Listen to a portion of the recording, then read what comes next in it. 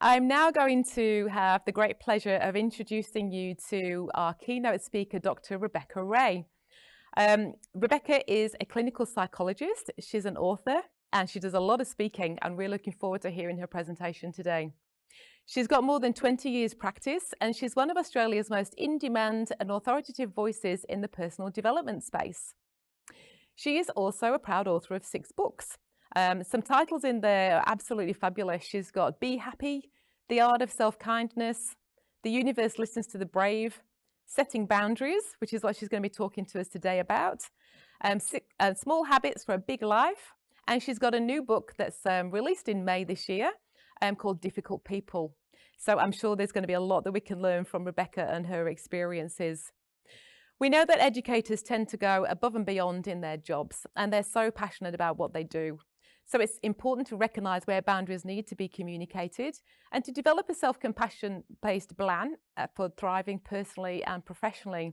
And I'm now delighted to hand over to Dr. Rebecca Ray, who's going to be taking us through this very conversation. So over to you, Rebecca. Hello, and thanks for joining us today for this session on empowered boundaries for educators. My name is Dr. Rebecca Ray, and I'm a clinical psychologist and best-selling author. I've been a clinical psychologist for 20 years and am about to release my 6th book later this month, as you just heard, that's titled Difficult People. This session has been created for educators and explores the gift that boundaries are for your professional and personal lives. We'll explore how to identify your boundaries, how to know when they are crossed, and what you can do about it to help you thrive as you shape the next generation. I'd like to acknowledge that I'm coming to you from Meanjin land of the Yagara and Turrbal people here in Brisbane. Also, this presentation was written on the lands of the Jinnaburra people in the Sunshine Coast hinterland. I pay my deepest respects to their elders past, present, and emerging. Today, we have people joining us from all over the country, so please feel free to put your own acknowledgement in the chat by telling us the name of the country you're on. In our session today, we will be covering what boundaries are and why they are an educator's best friend. Might sound scary now, but I promise you they are. Understanding your giving tanks, assessing what's available in your giving tanks, boundary challenges for educators and how to navigate them, and strengthening your boundaries where it counts. Let's start first with why boundaries are an educator's best friend. It's because you're shaping the future. You, yes, you, are so incredibly vital. As educators, you're shaping the next generation. Your well-being is critical to the younger generations in your spaces. Because if you're not okay, then they're not okay. And trust me, as parents, then we're not okay. We really need you to be okay. The hard truth is, though, that your boundaries are your responsibility. And you don't always have the benefit of operating in environments that support your boundaries.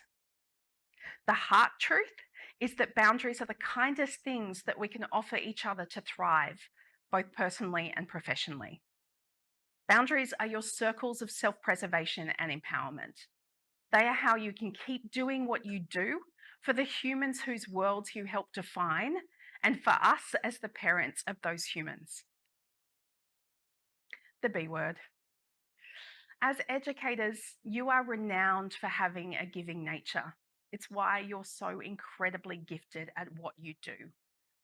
The vast majority of your work days, and perhaps even your personal time too, sees you operating with the expectation that you must make yourself and your energy available to others, that you must give outwardly because it's expected of you. When this is your natural way of moving through the world, it can seem like boundaries are unkind.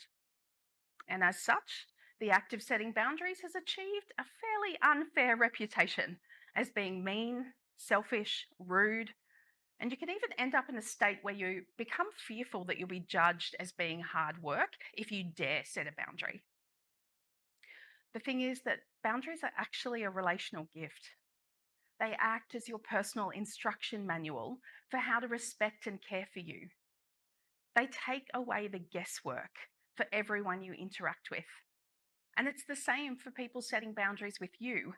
They take away the guesswork for you for how to care and respect for them. This is how boundaries act as circles of empowerment and self-preservation in both your professional and personal lives. They ensure that you are not giving away your choices about how you live your life to someone who is not you. I'm going to say that again because it's so incredibly important. I don't want you to give away your choices about how you live your life to someone who's not you. Because that's what happens when you don't have boundaries. Other people get to make the choice about how you're going to spend your personal resources. And the thing is, many educators naturally give in an unboundaried and unfiltered way, and therefore experience a deep sense of depletion in doing so. I want to fix that with you. This is why we need to talk about your giving tanks. Boundaries are your best friend because they protect your personal and professional resources. Your personal resources are stored in your metaphorical giving tanks.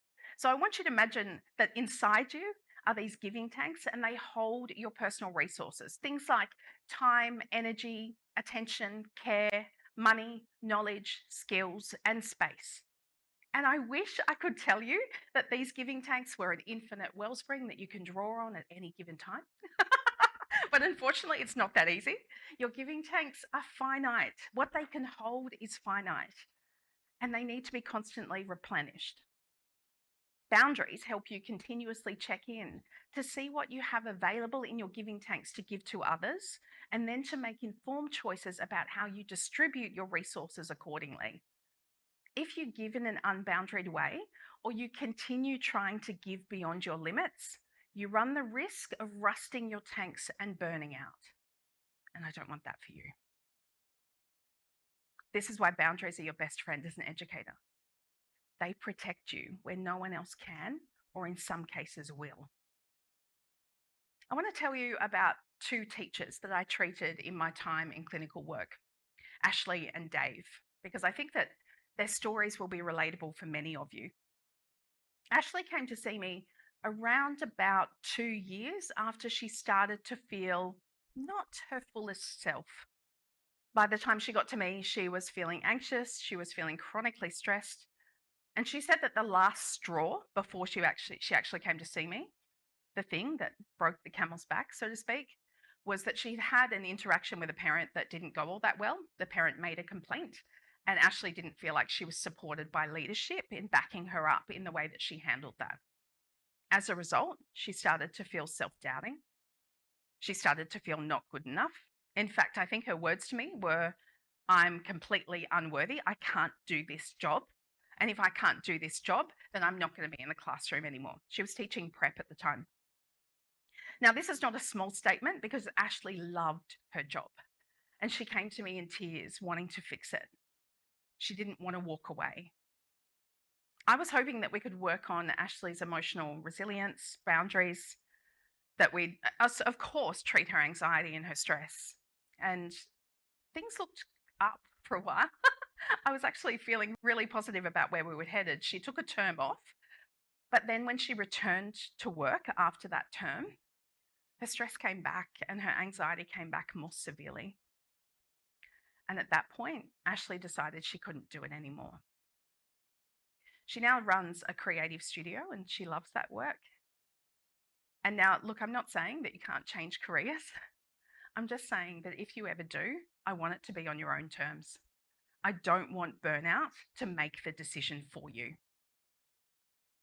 Dave came to see me a little earlier than Ashley did. He came to see me when he was definitely chronically anxious, but he was in a state where he was generally functioning okay. You might have heard it called high functioning anxiety. So Dave was going into the workplace generally fairly overwhelmed with this blurred line between admin work and teaching tasks. So he felt like more and more of his teaching time was taken away through admin. Again, I worked with Dave on being able to treat his anxiety. He also had some mild depressive symptoms. We worked on those as well. And we were able to build his emotional fitness up to a point where when he returned to work, he was able to do so with a different mindset. He was not so perfectionistic. He didn't listen to his imposter syndrome quite as much, and certainly was more gentle on himself, more self-compassionate. The thing is, though, although these two different stories have different outcomes, what I would love for you is for you to have boundaries so that you can dictate your own outcomes. I want your own career to be in your hands. But it's not that easy, right? Oh my goodness, I wish it was easy. I really do. But it's easier said than done. I swear the most common comment I get on Instagram is, but that's easier said than done. And it's true, it really is. So we need to talk about the challenges that you'll face. And the first challenge that I want to talk about is when fear becomes loud. Setting boundaries is often perceived as difficult for educators and humans in general. I promise it's not you, because our minds run a series of worst case scenarios about how our boundaries will be received. And obviously, then, the first challenge is fear. Now, the fear around boundaries and communicating them is actually very real and can be initially very uncomfortable, but I promise it's both possible and empowering to overcome it. And I'm going to work with you on some tools that you can use after you walk away from this presentation today to start working on it. If your fear is loud enough, it may trigger your fight, flight, freeze, fawn response. You might have heard of the fight flight response. It's our survival instinct that helps us to manage our responses to real or imagined threat. So when I walk out onto a road and there's a car coming towards me, there are a whole series of physiological and psychological changes that happen within my body and in my psyche to enable me to get out of the way of that car without running a cost benefit analysis on a spreadsheet. It just happens automatically so that I can move now. Now, the thing is, the brain is not very good at being able to tell the difference between real and imagined threat. So, in doing so, what it does is it decides that when you go to set a boundary with a coworker and that interaction feels very confronting, your brain can slip into SOS mode and start that same survival response. It can send your energy in one of four directions. You could fight, which means that you go into the interaction prepared for an argument. You might feel driven by anger. You might flee. In other words, you avoid the situation altogether, or you run away, or you just sweep it under the carpet, pretending like it doesn't exist. You could freeze. Now, I'm not necessarily talking about freezing on the spot like a statue, although that can happen in some cases. It's not so common in interpersonal interactions, though, unless you're with someone who's standing over you and very much frightening you. But I am talking about a psychological freezing response, and how you'll experience that is that you'll feel like you've got brain fog, like you can't think clearly, and you might experience a sense of emotional numbness. So you can't access your emotions the way you normally would be able to. And then there's also the final response here, which is known as the fawn response, also called people pleasing. Now, fawning is also, it's probably better described as a behavioral adaptation rather than a survival response that's wired into our DNA. And it can be a relational strength. So if you're sitting there thinking, I'm the people pleaser, don't worry, I am too sometimes. The thing is that we learn these really amazing relational strategies like negotiation and mediation and being able to anticipate other people's needs. And these are incredibly valuable things. However, if you fawn when your own needs aren't met, this is where it gets dangerous for your giving tanks and your personal resources. Fear also shows up around what you might anticipate other people are going to react like. And normally that's a negative anticipation. You think someone's not going to take it well. You can also fear being judged negatively, especially for women. So the problem with some of our social conditioning is that when women set boundaries in the workplace, we can be labeled hysterical, diva-like, high maintenance, hard work, whereas the people pleasers get labeled the nice one, easy to work with. Oh, she's a dream. She doesn't rock the boat. And yet, when men set boundaries, they're often labeled confident, ambitious, knows where he's going, that one. So it can be much harder for us to be heard. And understandably, we can have fear around that as well. You can also fear being unsupported by leadership when you set your boundaries. You can fear creating conflict and or triggering a difficult person to become even more difficult. Now, some of these fears occur from what we learned growing up from reactions to our boundaries from the adults around us, whether that be your parents or your caregivers or significant people, adults in your life when you're a child. Now, if you had parents who honored your emotional needs, parents who allowed you to have an opinion, parents who allowed you to have a say, and then allowed you to actually speak up and express your feelings and your needs, then you might land in adulthood and feel pretty good about your boundaries. However, if you weren't so lucky and you had parents or caregivers who stomped all over your boundaries or who dismissed your needs or who punished you, humiliated you, or shamed you in some way for having those needs, then you might find that setting boundaries feels incredibly uncomfortable because ultimately for your brain, it feels unsafe. Now, some of these fears occur because of past negative experiences trying to set boundaries with difficult people. You might land in adulthood feeling okay about boundaries until you have a relationship with a difficult partner, or you end up in a workplace with a difficult boss, or you're supervised by a difficult mentor, and you spend enough time with this person that they end up shaking your confidence with boundaries entirely, and you start to feel interpersonally unsafe. And finally, some of these fears occur because our personality style is conflict avoidant. Again, I'm not saying that being conflict avoidant is bad. I'm not saying, please don't misinterpret this. I'm not saying that boundaries must result in conflict. No, no, not at all. I'm just saying that when you're conflict avoidant and you do everything that you can to turn yourself inside out and upside down to meet other people's needs without checking in with your own needs first, then you run the risk of ending up depleted. And that's not where I want you to be, because that's not a place of thriving. The next challenge that I want to talk about is when the environment itself is challenging. Sometimes boundaries feel big and unwieldy because the professional environment is not flexible or conducive to educators' needs. And this can show up in a lot of complex ways, some of which include managing the time between teaching and admin tasks because that line gets blurred, managing demanding parents or other stakeholders in your students' worlds, a fear of triggering a difficult person who may then become more difficult, or having to continuously work alongside a difficult personality. Having the environment itself lack psychological safety. So, psychological safety is the characteristic of an organizational culture and work environment where you feel like you're able to speak up for yourself.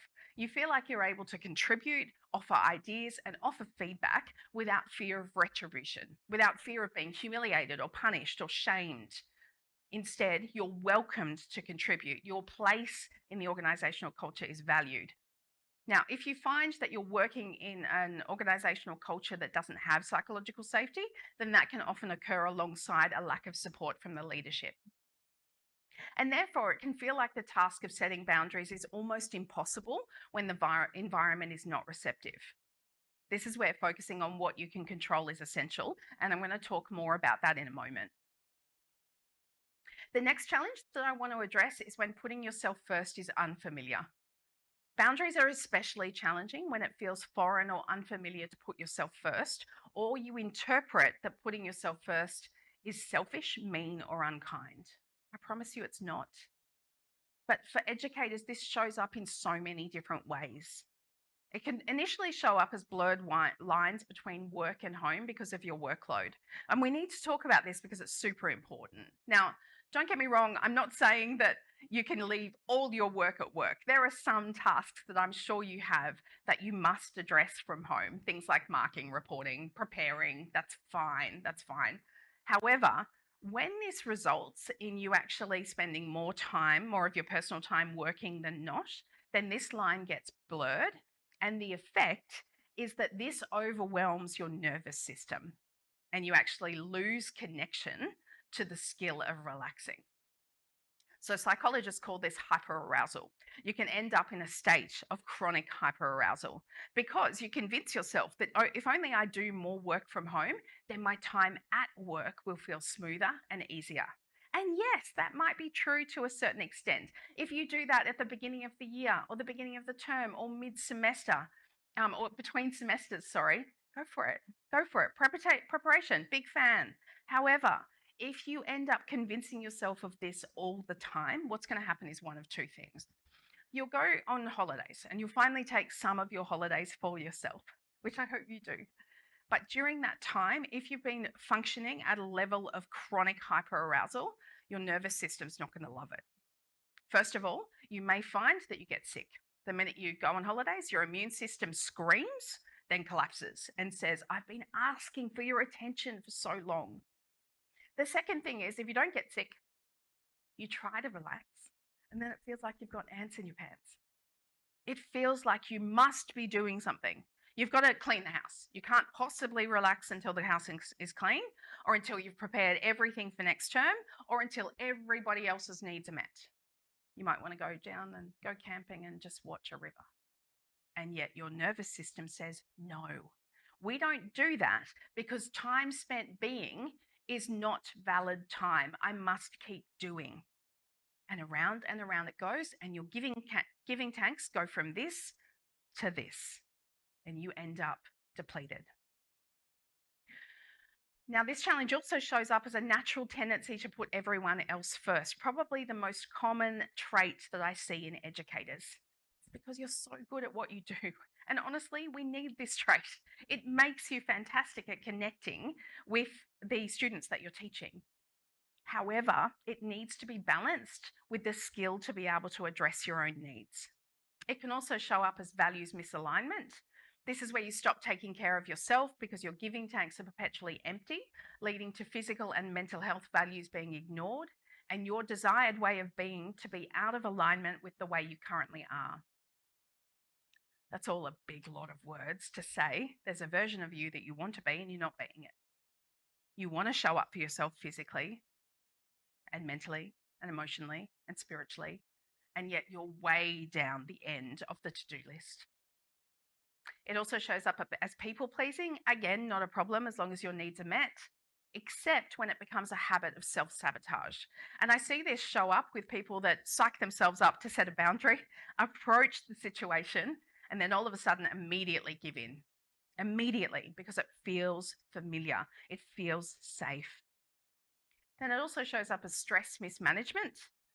Like I said, with your nervous system being chronically hyperactive, and then loss of resilience because you lose the skills of taking care of yourself. And then ultimately, burnout. And this is what we want to stay away from because I want the choices to remain in your hands. You know, when I was in clinical practice, the most common industries I saw with inflated stress levels were police, constantly traumatized, nurses, constantly traumatized and under-resourced, educators. You may not be constantly traumatized, you are under-resourced, but this is the level of your stress. We must acknowledge it because it's systemic. It's industry-wide, but I need to empower you with the capability to put yourself first so that you can then move through and do your job to the level that you want to. When putting yourself first is not your default way of being, though, the risk is that of burnout. And the answer to this is boundaries. And the final challenge is, I don't know how to say it. The fear around how to communicate your boundaries can be a huge stumbling block. You can fear that your impulsive brain is going to take over, start the SOS response, and push your left prefrontal cortex offline. Your left prefrontal cortex is your smart brain, the part of your brain that does all the smart things: logical, rational thinking, problem solving, planning. It's the filter to make sure that your actions are socially appropriate. However, if your SOS response kicks in when it comes to setting boundaries, you can end up in a state where you become anxious about messing it up, you flee, you become dysregulated and end up arguing or fighting, you fight. You have a fear of becoming overwhelmed and therefore you freeze or shut down, or you just give in and fawn because it's habitual. What we want to do is to equip you with the skills to be able to calm yourself down just enough so that you can think clearly to get into the practice of setting your boundaries so that it becomes familiar to make sure that your giving tanks are replenished and don't get to the point of rusting. So I'm wondering, which has been the biggest challenge for you in setting boundaries in your learning settings? Is it the fear of being judged, causing conflict, or other people reacting badly? Is it feeling like your workload is so overwhelming that setting boundaries around it will only put you behind? Is it a lack of support from leadership and or other staff? Is it a natural tendency to put everyone else first, so making yourself a priority feels uncomfortable? Is it that you're not sure how to communicate your boundaries? Or is it something else? I'd love to know.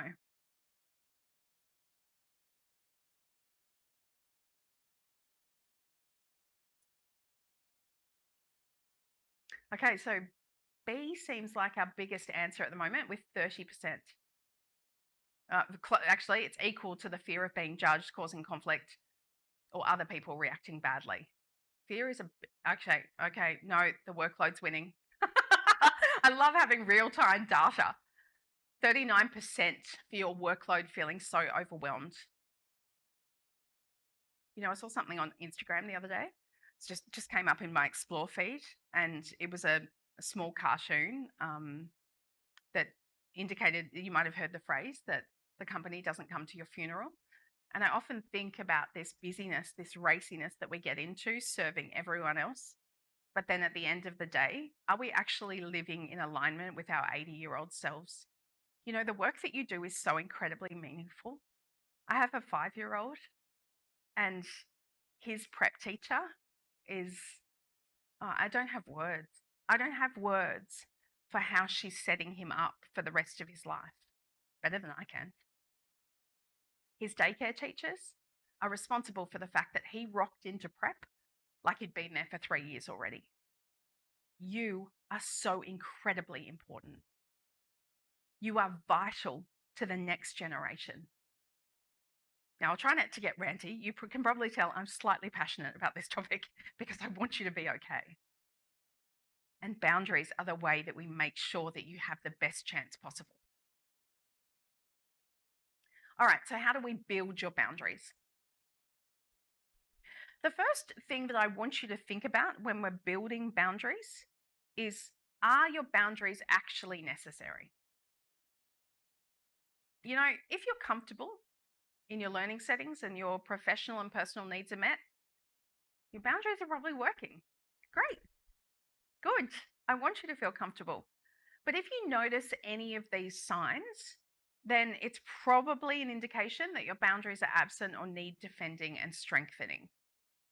You feel resentful or you regret saying yes to a commitment. You feel irritated, frustrated, or angry. You feel trapped by a commitment that you've previously said yes to.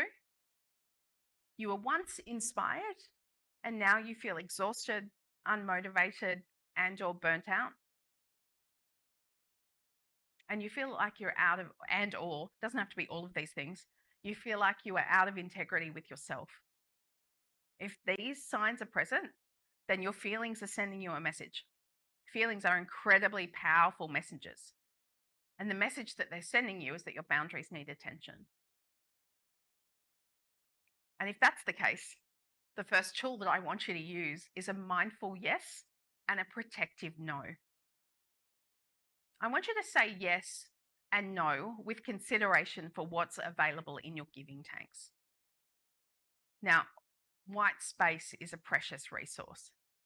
So I don't want you to say yes and no based on your calendar. Might sound weird, I know.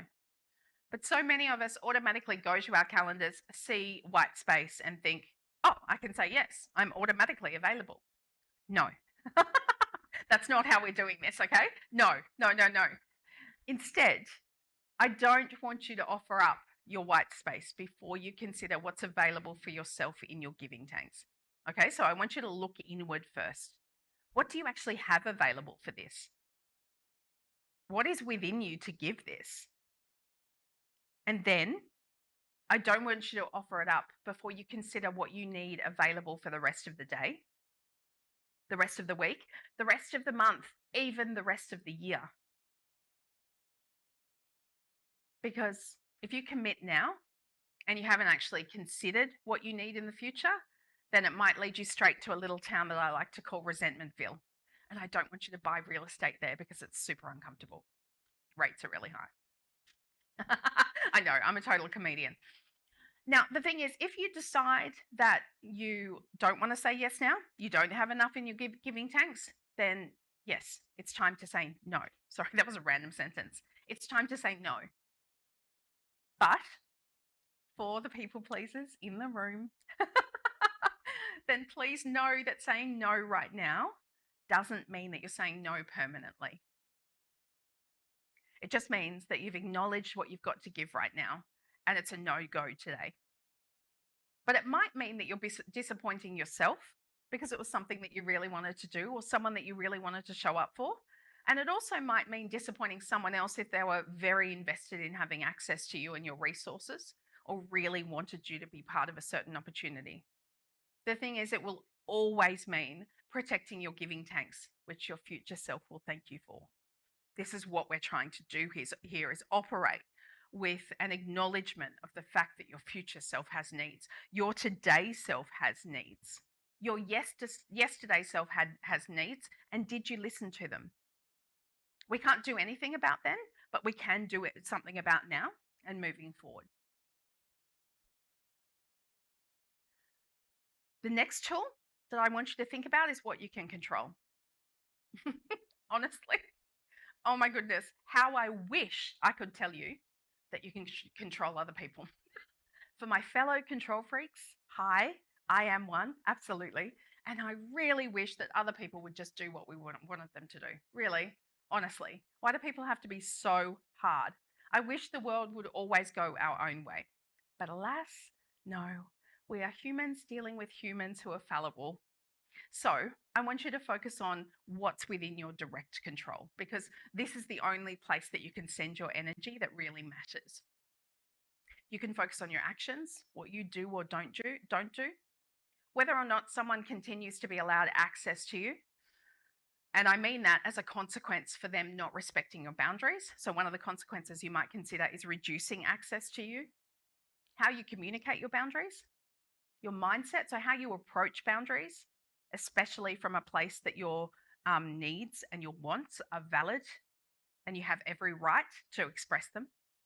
Your self-care, how you look after yourself professionally and personally through all of this, and your support system, who's in it and how often you access it. The other thing that I've really noticed in teachers, especially in my time in clinical work, is that sometimes asking for help is so difficult because you are so used to being the helper, not the helpee. So asking for help feels foreign, and it can often make you feel like you're failing. You're not. You don't have to be an island. And then finally, not what, but how. How you say it is more important than saying it perfectly. You know, what you say matters, sure, but it doesn't matter as much as how you say it. And you know, anyone that's ever been on the receiving end of a passive aggressive, oh, don't worry, it's fine. You know this, right? How you say it matters. And practice counts for so much here. The more evidence you offer your brain that you can state your boundaries and have them accepted, the more your brain is more likely to mark boundaries as worth the effort. Brains need evidence. It's how we build new neural pathways for things or habits that we want to introduce, especially habits of self-care. So what you need to do is repeat. The brain needs repetition. It needs practice. It needs practice to practice to see that you can set boundaries and you don't die.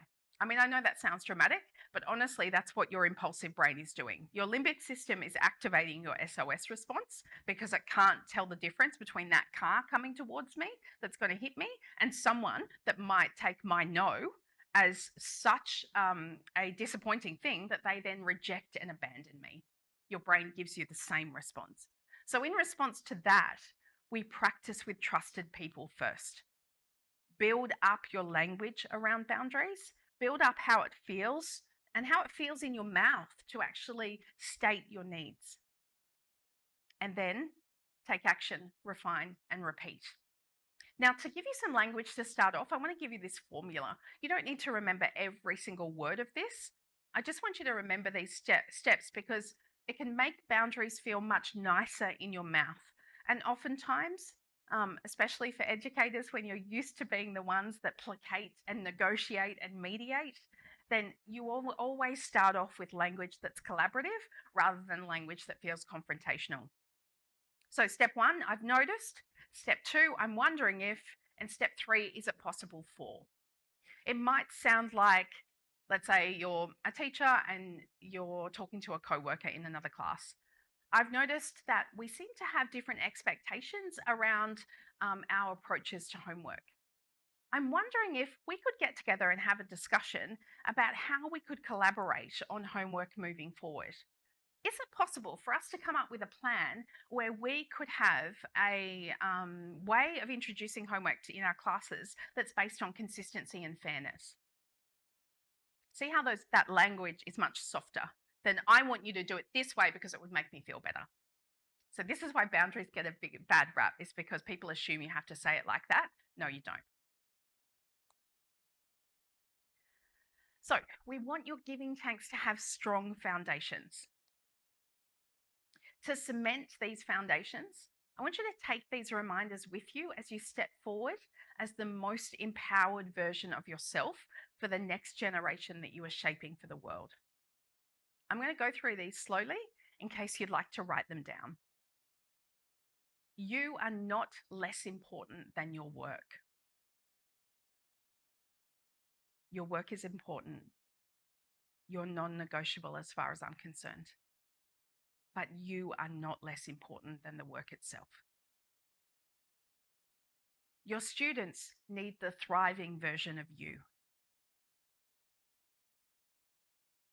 You count. You do not have to earn permission to count. You are the boss of how your resources are distributed from your giving tanks. You get to say who has access, how much they get from you, and when. You are responsible for replenishing your giving tanks. That one's hard, I know. It's hard to look in the mirror sometimes. And your boundaries help you do all of the above without burning yourself out. Here are some reflection questions that I'd love you to use as you look back on this session. And the first question is, what advice would you give a student teacher about boundaries that you don't follow yourself, and why? Why is that advice still incredibly important and yet you've stopped doing it for yourself? And how, now that we've been through boundaries, now that we've looked at your giving tanks, perhaps throughout this session, you've heard some things that are hard to hear, and maybe, hopefully, some things that make you feel a little bit better. How can you use boundaries to protect your well-being as you shape the next generation? What next? If you'd like to explore more of my work, you can go to rebeccaray.com.au. If you want to explore more in depth about boundaries, I have an entire book on it, Setting Boundaries, which is available at all good bookstores and online retailers. And if you're thinking by the end of this session, you know, my boundaries are pretty good, great, I love it, I love it. But if that extends to, but hold on, they just don't work with this one person who seems determined to make my life very difficult. You know that one person. I hope you don't have more than one, but sometimes we have more than one. Then my next book, Difficult People, released on May 30th for you. You can pre-order it now. Just jump over to my socials at Dr. Rebecca Ray. To learn more about BU, we encourage you to continue to engage with BU, learn more, and keep up to date.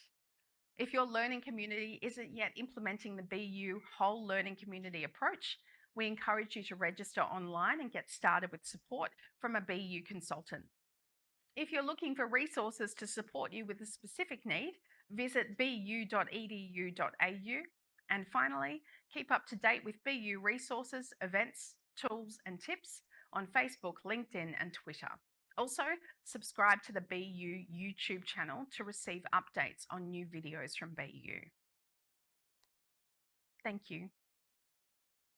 It's my privilege to sit here and talk to you as educators because you're shaping the entire life of my son to come. I don't take that lightly. As far as I'm concerned, your boundaries are non-negotiable. I hope this session was of great benefit for you, and I want you to remember how important you are. You matter. We see you and we support you. And I have a little bit of time remaining and I'd love to chat. So if you have any questions, please feel free to pop them in the chat and I'll answer them right now.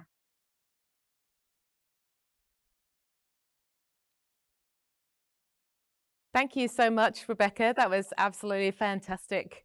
And I've got some of these Q&A questions. just yet. Hi. Oh, hello. And that was absolutely fantastic. Hear, do we have some volume? Can you hear me now? Stand by, Mel. You're just a face with no volume right now. With no volume.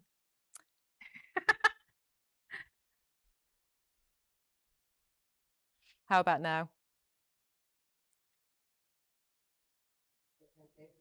Okay, try again. Can you hear me now? Yes, I can. Yeah, fantastic. Excellent. Well, I absolutely loved that session, Rebecca. That was brilliant. And I love the fact that you were talking about be the version of you that you want to be. And I think that's really important for us all to remember, because you can lose sight of that for yourself. I also was having a little giggle to myself because I actually read a feed on LinkedIn yesterday that was talking about Pity City. So about your resentmentville that you mentioned. And he was saying about Pity City, it said you can visit, but you can't live there. So the same as your resentmentville, you are not allowed to buy the real estate. It's not a great place to be. Don't buy real estate, no. Buy the real estate. And I think it's really a good message. I'd really taken that one on board yesterday. Now, we do have a few questions. And the first one is from Maria. And she's asking, what do you do as a leader when you get burnout from ensuring your team is supported? Thanks, Marie. I think that's a really great question, and it speaks to the hierarchy of helpers. So sometimes once you end up in a position of leadership, you can start to forget about yourself even more because you're so focused on the well-being of your team. So what I'd like you to think about is that once you reach those levels of management or leadership, your well-being becomes even more important. So in terms of what you do, it's kind of like setting boundaries on crack. You need to get to a point where you understand that if you're not okay, your team's not okay. So it becomes even more important for you to value yourself, even more important for you to speak up for your needs. Now, in terms of a tool that you can use, the first thing that I would encourage you to do is have a safe person that you can go to. This could be someone in the same team. It could be someone like on your same level, or it could be someone outside the organization altogether. Sometimes that can be especially safe because it means that you can share freely. I mean, obviously with confidentiality considered. And then I want you to think about making sure that you utilize that connection in a way that you are constantly supported. So I have a team in my business. I don't go to my team that I'm managing, who are doing all the stuff behind the scenes for me, with my emotional problems. If I'm having a bad day, I go elsewhere to what I would consider like an entrepreneurial circle of security. People that I can go to, that I can tell it how it is, and then I can return back to leading my team from a position of groundedness. So what I would encourage you to do is to create that support system for yourself and make sure it feels safe for you. I think that's a great answer, and it is really important around, and that's another boundary that you're setting for yourself, isn't it? Where do you go to get the support that you need at times that are appropriate for you? We've got another question from Lindsay, and she's asking around, would you say that boundary setting is an appropriate topic to discuss with employees or educators during the employee performance development process? Lindsay, I actually think it would be crucial, but it depends on what perspective you're coming from. So, like anything, I don't think people like to be told what to do. I just don't think humans respond well to that. If you're focusing on their well-being and you're discussing tools that they can use to help find what I refer to as a work-life rhythm. I really don't like the word balance. I'm against work-life balance because I feel like that sets us up for something that's just lives in some kind of imaginary land. It's rubbish, really. And that's because, there are chapters of your work life that demand more from you. There are weeks in your work life that always demand more from you. Then there's weeks that are easier. And it's the same for your personal life. I have a 5-year-old that's fairly dependent right now. He won't be like that when he's 15. And so I hope. Depends on my parenting, I guess. And so one of the things that you need to think about is that going for work life balance ends up in a place where you're trying to achieve the impossible.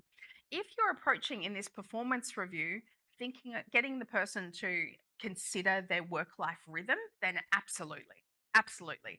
If you're going to sit down with them and come at it from this perspective of your boundaries aren't great, then that may not go down well. So I guess it depends on if you're actually doing performance management where you're talking about their behaviors that are actually violating boundaries, that's a different discussion with a different tone to a well-being discussion. Both are valid, but the way that you would do them is different. Yeah, fantastic. That's really great points. And unfortunately, Rebecca, we've run out of time to ask questions now, but I'd really just like to thank you on behalf of us all for an absolutely fantastic session. I think that's given us all a lot to think about and a lot of really great practical strategies that we can enact when we are thinking about our own boundaries. I've certainly taken a lot from that and we'll be reflecting. And I think one thing that I'm going to reflect on is around thinking about what's actually in that giving tank, because then when you went through the sort of all the points that are in there, there's actually, from your time, your energy, your attention and care, right through to sort of like the skills and the space that you've got. There's plenty to be thinking about in that space. So thank you very much for everything. And I'm sure everybody's enjoyed it as much as I did. Thank you so much for having me. It's been my absolute privilege. No, fantastic. Thank you. Now, I just want to go over a bit of information about the rest of the session and where people are going to go to next. So we do have now a 10-minute break coming up. Our next sessions will start at 2:40 AEST. We do have 2 of our concurrent sessions that are going to run, and we are going to be thinking about, one session is on educator wellbeing for early learning services. We've got some of our fantastic learning communities representatives that are joining us here. We've got Alicia Kelly from the Acacia Ridge Early Learning Centre in Kindergarten. And we've got Elvia Downs from C&K Acacia Ridge Community Kindergarten. And they're going to be joined by Shona Doyle, who's one of our fabulous BU consultants from Early Childhood Australia. They're going to be talking in a panel about nurturing educator resilience to support a thriving learning community.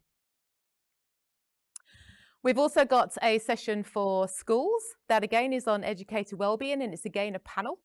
And we've got consultants from our BU Headspace representatives here. So we've got Jen Berthold and Ashley Byrne who'll be joining you there. And they'll be talking about overcoming challenges to educator wellbeing. And they'll be discussing trends in ongoing and emerging challenges to educator wellbeing and whole school approaches that can empower flourishing educator wellbeing across learning communities. So I'd like to thank you for joining us in this session. Take your break, have your stretch, get your cup of tea, get your little snack, and we'll look forward to seeing you all at 2:40 AEST for our next sessions. And remember to click on those through the white banners in your timetable. Thank you.